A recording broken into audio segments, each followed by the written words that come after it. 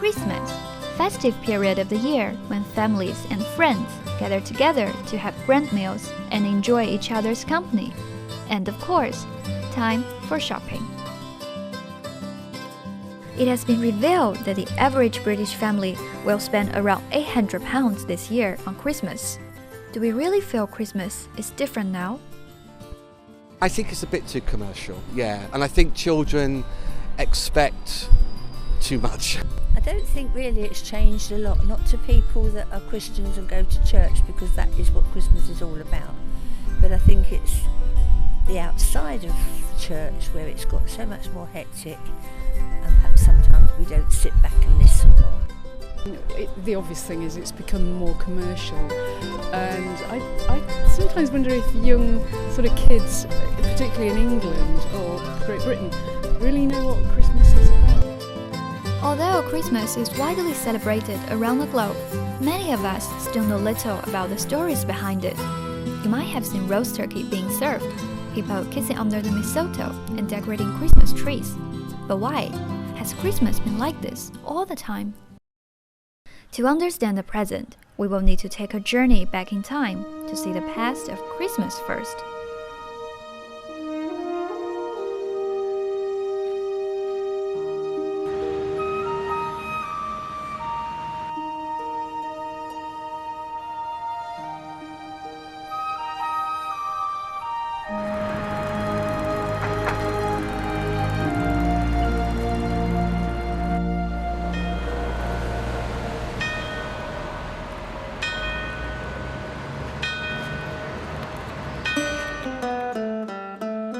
The exhibition's been running for 26 years. This is the 26th year we've displayed Christmas at the Geffrye.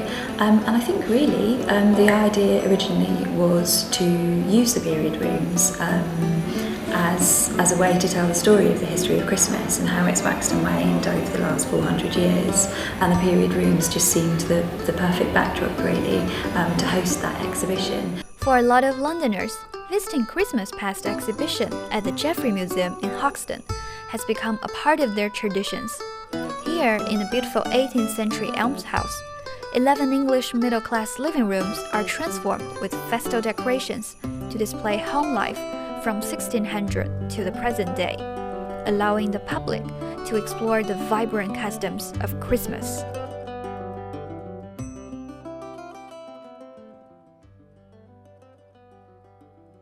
This room represents the hall in a London townhouse in 1630 that would have been lived in by a merchant and his family, and it's set up at the moment to show a New Year's Day feast in the 17th century when Christmas still had its feet firmly planted in its pagan roots, and people celebrated with feasting, with drinking, playing games, gambling, playing music, dancing. So there were some critics of this who saw Christmas as just a time for licensed misbehaviour really, and thought that the church just endorsed this holiday to sort of assimilate these pagan customs, and it had no real religious meaning. So it wasn't a particularly religious festival in the 17th century. With the Puritans' dominance in Parliament, from 1647, Christmas was actually banned, regarded rather rowdy. The ban was not lifted until 1660, following the restoration of the monarchy.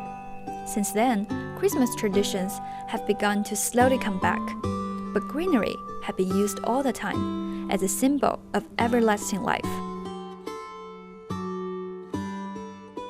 The kissing bough, hanging from the ceiling, was the precursor of mistletoe.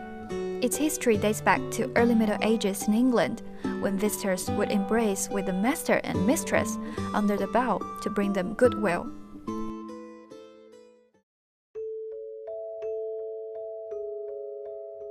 The scenario in the room is based on a specific diary entry from the time, and it's a man who records how on one of the days between Christmas and New Year's he went to visit a family of friends, and because he'd missed his supper and everyone else was drinking tea and sipping cordial, he was offered 2 glasses of jelly and a glass of wine to make up for having missed his supper. The visible Christmasness in room 4 of 1790 has got a lot quieter. In the 18th century, Christmas was about eating, drinking, and giving presents just on a small scale. roast beef would still have been, for many people, a sort of traditional Christmas meal. Plum pudding would have been served on the same plate as your roast beef and would have been sweet, made with currants and plums and fruits like that, and probably beef suet, and probably, I think, a sort of slightly sloppy sort of dish, and served alongside. So you would have got that mix of sweet and savoury, quite an intense way. Plum pudding was the forerunner of Christmas pudding, and although turkey had been introduced into Britain by the 1530s, it was not until the late 19th century that this replaced beef as the main dish for Christmas dinner. There's nothing that shouts Christmas in this room, really. It's quite restrained, and I think in some ways that's, for a lot of visitors, quite a relief. You sort of experience all of the rooms and then all totally overwhelmingly Christmas, and that's what we're doing with the rooms, telling the story of how Christmas has had high points and low points over the last 400 years.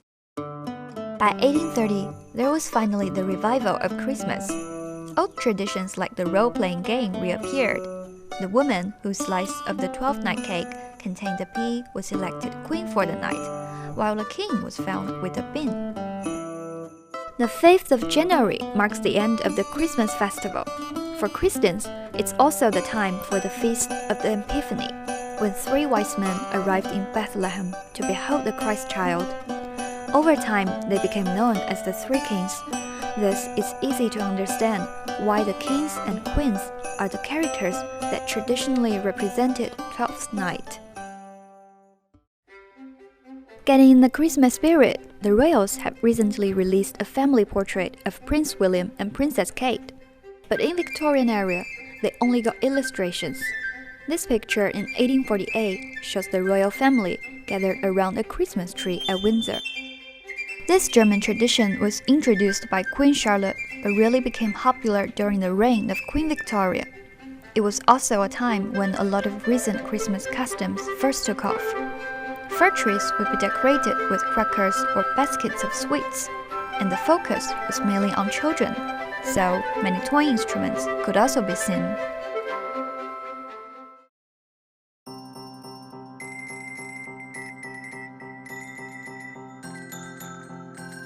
So here we're in our 1890 drawing room, and Christmas, as it's shown here, there's not much to see by way of Christmas. It's quite an artistic Christmas there, and you can see lots of influences, lots of global influences in this room, from Japan.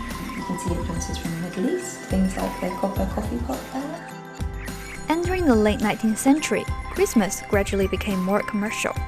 Unlike Christmas tree, the first Christmas card was an English invention by Sir Henry Cole to save his own business. By 1910, the sending of cards and gifts purchasing have already been a key part of Christmas celebrations. The custom of hanging Christmas stockings were also taken to Britain during this period, following Americans leaving shoes out for small presents and treats. With the advent of the television, the Queen's Speech has been broadcast annually since 1956. It's an era of change. As there was the rapid social modernization, artificial decorations gradually began to replace evergreens. In this new London mansion block, a plastic tree rather than a real tree was set up and lit by electric lights.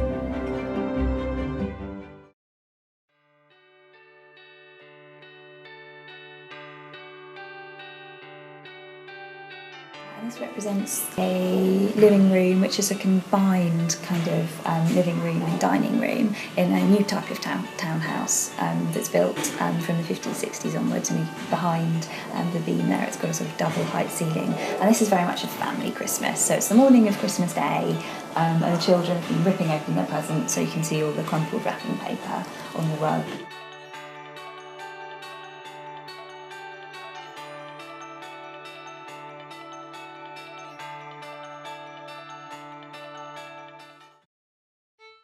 Table set and glasses of champagne in everyone's hands, a Christmas dinner was just about to start at a warehouse of 1998. The main is still a traditional roast turkey as advised. Home is decorated with trendy trinkets collected over the last few years. They will watch some films afterwards and have a merry little Christmas. just like how we do today. The annual exhibition will normally run for 6 weeks from late November, during which there could be over 15,000 visitors. I suppose overall, the long view it's giving you on Christmas and giving you that historical perspective.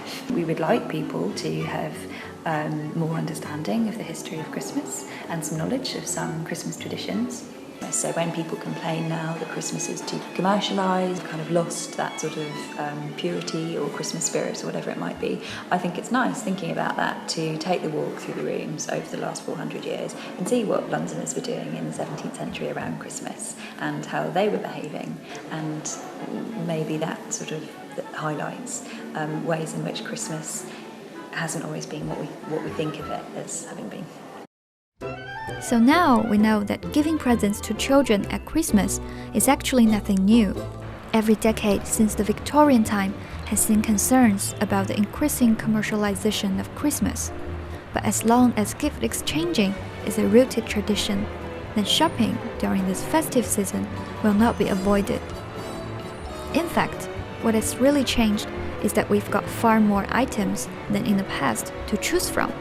And you can't deny the fact that there has never been so much focus on Christmas gifts like nowadays, which makes it even harder for us to pick up a unique present. However, if you are lucky in the world's melting pot, like London, you will also be surprised by how multicultural can Christmas gifts be.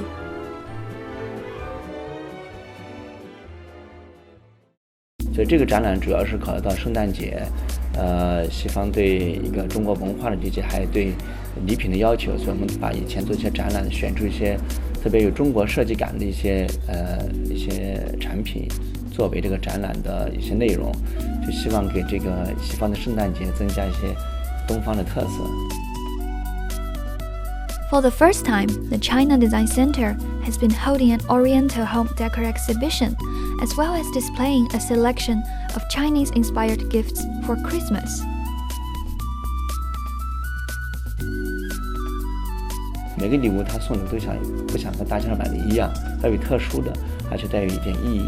我们主要这种英国当地人的生活角度，他一般喜欢瓷器，还有小的那种木制品，还有一些包括那些家居的一些装饰品，所以我们选择的主要是跟这些日常生活能结合在一起啊。从布置上面呢，我们就把它布置有点东方的特色，所以用了一些比较稍微一点老的一种家具的格式，创造这种节日的一种气氛吧。Traditionally, China didn't celebrate Christmas, but currently it's very common to see Christmas lights and sales in the big internationally influenced cities like Beijing and Shanghai. Yet, more of the global influence is also reflected on contemporary Chinese design, rather than products made in China. 中国设计中心现在我们跟上海设计知识促进中心合作，所以这也是上海、伦敦设计创新中心的一个窗口。所以我们建立的目的主要是希望国外有个在伦敦这种设计之都、世界设计之都的有一个长期的窗口，能推广中国的设计啊，包括产品设计，包括一些背后的一些想法。我们成立的初衷就是一个是我们发现中国很多非常好的东西，无论从设计上，还有包装上，还有就是质量上。但是整个西方的，尤其在英国对欧洲来说，他对中国的理解还停留在有时候他真的停留在10几年前。因为我们去过英国有的村庄或者小镇，他们问你们还看黑白电视吗？有时候完全出乎意料。所以去过中国人他会理解，就他们对中国的产品的理解也是停留在那种大生产，或者就是要么就是仿造的，要么就是廉价的。所以我们办理的初衷目的也是让西方能更真实了解中国的现状，能建立这种沟通的桥梁。所以说我觉得当一个文化被理解以后，他就会进行更多的交流，或愿意接受这个产品。